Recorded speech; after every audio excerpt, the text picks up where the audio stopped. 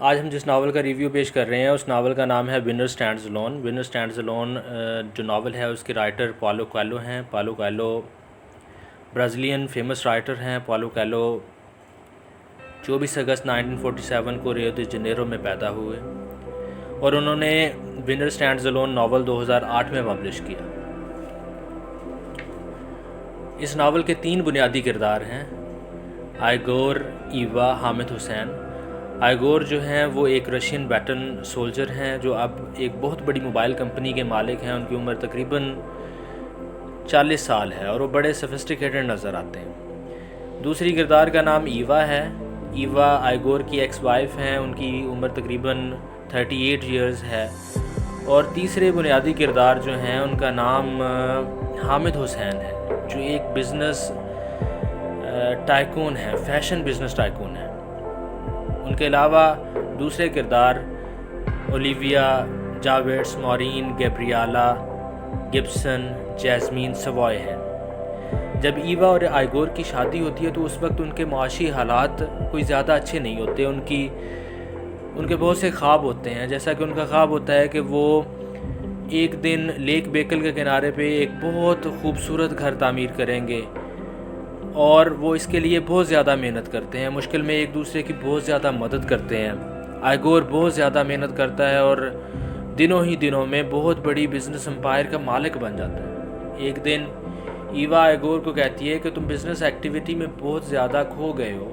اس پر آئیگور، جیسا کہ ایوا کی خواہش ہوتی ہے کہ اس کا کوئی اپنا فیشن سٹور ہو، ماسکو میں فیشن سٹور بنا دیتا ہے۔ ایوا کی زندگی فیشن بزنس کی ایکٹیویٹیز میں بہت مصروف ہو کر رہ جاتی ہے۔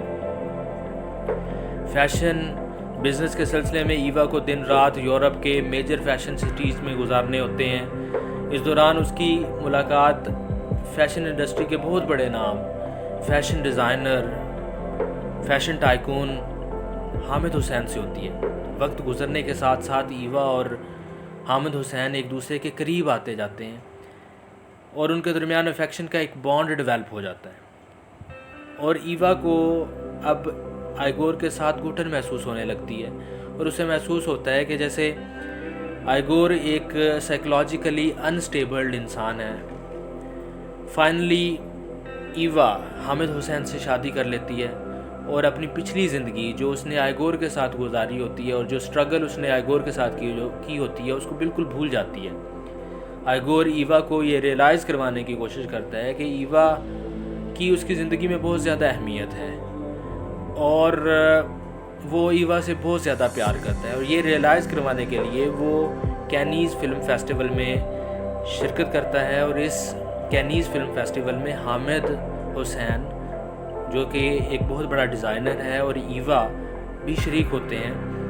رائٹر پالو کویلو اپنے اس ناول میں کینیز فلم فیسٹیول میں شریک ہونے والے اسکرپٹ رائٹر، جو پروڈیوسر اس میں شرکت کرتے ہیں، سیلیبریٹیز، ماڈلز، فلم ڈسٹریبیوٹر، ان کی زندگی کی بیچارگی کو اجاگر کرنے کی کوشش کرتا ہے، ان کی زندگی کے جو پرابلمز ہیں ان کو پیش کرنے کی کوشش کرتا ہے۔ اور اس دوران آئیگور ایوا کو احساس دلانے کے لیے 3 جو بڑے کردار ہوتے ہیں، اولیویا، جیویٹس، مورین، ان کا مرڈر کرتا ہے، اور بار بار ایوا کو ٹیکسٹ کر کے ریئلائز کروانے کی کوشش کرتا ہے کہ وہ اس کے لیے ساری یونیورس کو ڈسٹرائے کر سکتا ہے، وہ اس کے لیے کسی کا بھی مرڈر کر سکتا ہے۔